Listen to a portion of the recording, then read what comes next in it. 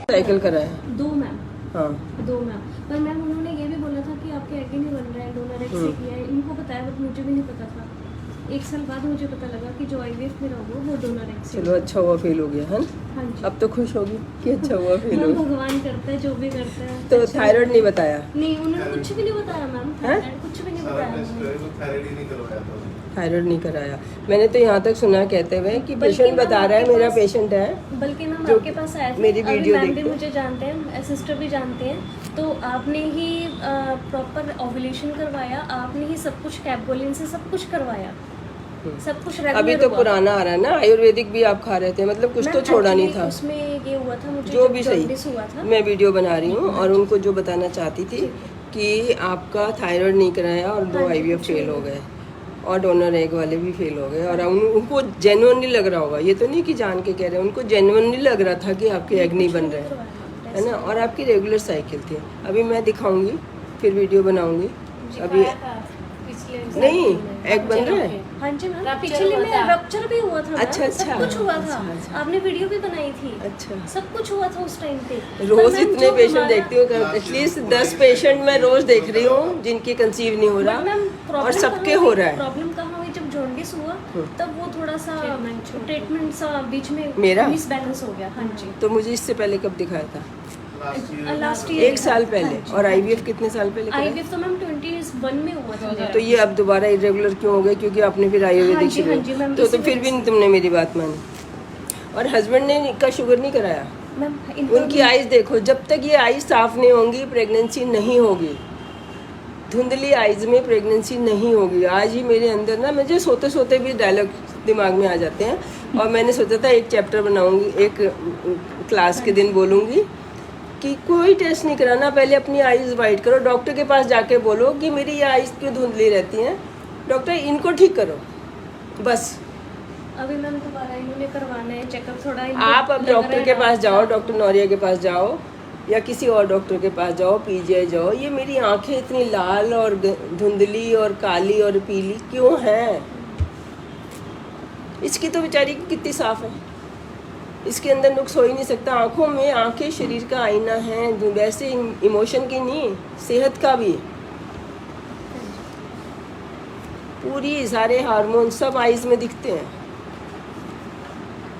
सारी आपका विटामिन सारा फेस पे दिखता है, नेल्स पे दिखते हैं, बालों में दिखते हैं। जो ब्यूटी पैरामीटर हैं वो सब फर्टिलिटी के हैं। अब लड़कों के भी ब्यूटी पैरामीटर पे जाओ ना, अगर फर्टिलिटी चाहिए तो वो भी तो वैसे ही होने चाहिए, उनका भी तो पेट अंदर होना चाहिए, उनकी तो आइज चमकती सुंदर। विवेकानंद का एक मैं डाल देती हूँ, उसमें था पुरुष ऐसा हो, वैसा पुरुष हो तो उसके बच्चे हों, है ना? पूरा अगर मन। इंजेक्शन तो मैम हम दोनों ने और लगवा दूसरी लिया। चीज़ जो नई चीज़ है वो विटामिन डी डेफिशिएंसी है, जो पुरानी किताबों में नहीं लिखा, वो उनको तो पता ही नहीं था कि लोग इंसान हवा धूप की वैसे पूजा करी उन्होंने, धूप की भी धूप में निकलना चाहिए, लेकिन ये नहीं पता था कि लोग नहीं निकलेंगे। तो सुबह शाम की भी काफ़ी होती है, दिन में तो निकलेंगे, बल्कि दिन में ना निकलें और सुबह शाम निकलें, क्योंकि वो एक्सपोजर तब ज़्यादा हो रहा था धूप का। अब एक्सपोजर इतना कम हो रहा है। तो हस्बैंड को विटामिन डी लगाया होगा मैंने पिछले साल, फिर 1 साल आप नहीं आओगे तो ये क्या बात होगी? 1 साल अभी रिसेंटली लगवा लिया। अब जैसे ये इसी साल की है ना? इन्होंने लगवा लिया था। अब इनके लगवाओ, मम्मियों के लगवाओ, सबके। और जाके दूसरा सेंटेंस आज मेरे सोते सोते दिमाग में आया कि जाके किसी बच्चे की सेवा करो।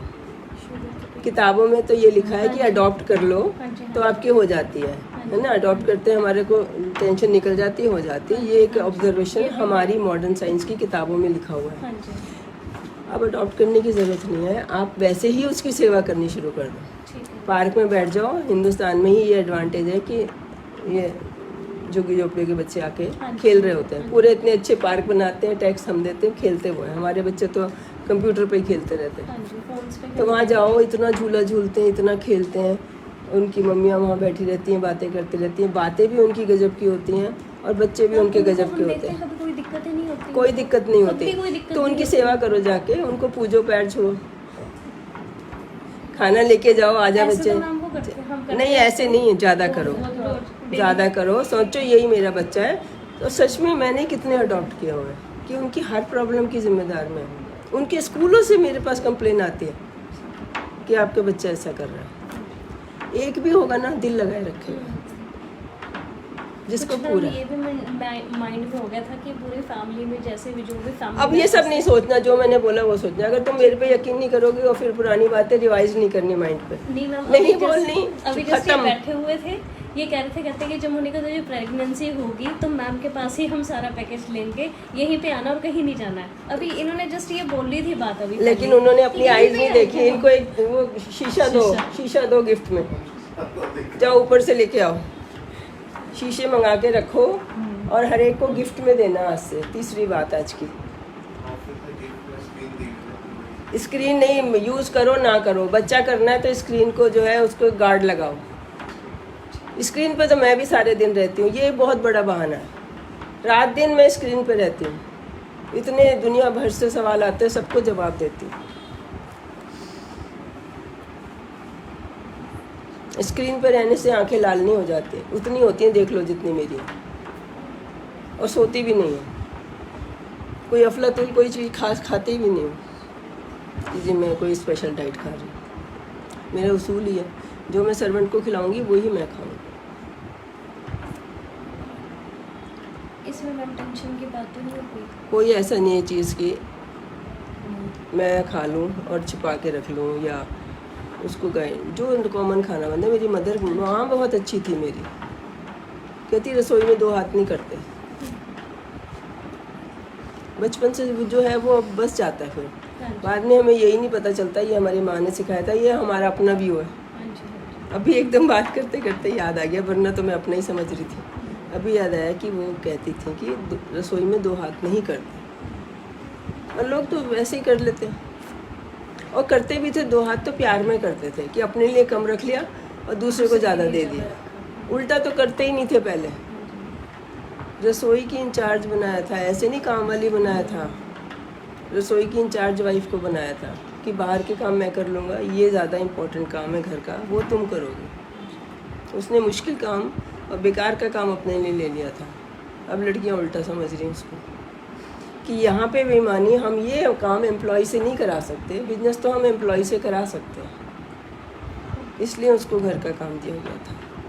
पहले भी पढ़ी लिखी होती थी, पूरा डांस म्यूज़िक सब आता था, तो वो एनर्जी वो इंटेलिजेंस घर चलाने में लगाती थी। ठीक है, शेयर करो भाई, मैं अकेली कितना करूँगी।